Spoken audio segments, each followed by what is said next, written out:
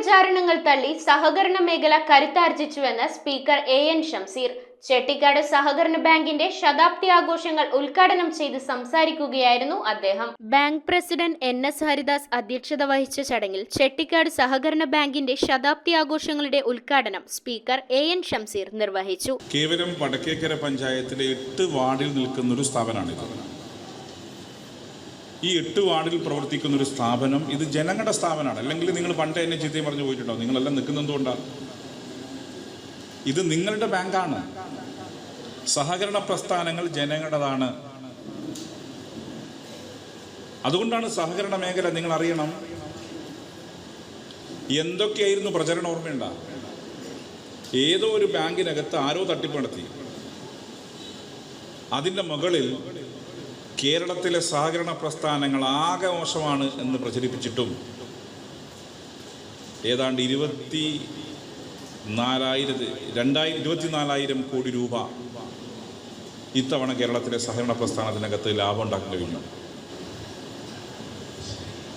1646 ബാങ്കാണ് കേരളത്തിലുള്ളത്.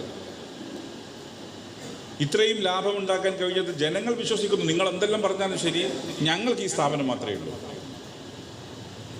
ചെട്ടിക്കാട് സർവീസ് സഹകരണ ബാങ്കിൻ്റെ മേഖലയെക്കുറിച്ച് പറഞ്ഞു. സ്കൂളുകൾ, കോളേജുകൾ, പിന്നെ ഈ പ്രദേശത്തെ ജനങ്ങൾ, കയർ തൊഴിലാളികൾ, ചെത്തു തൊഴിലാളികൾ, ഇവരൊക്കെയാണ് സാധാരണക്കാരുടെ ഈ പ്രസ്ഥാനം.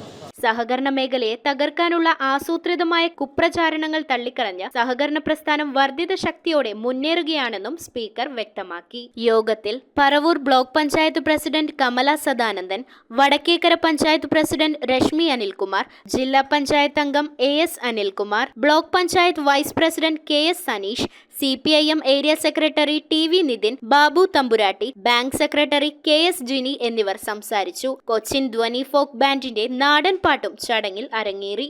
News bureau, Paravur.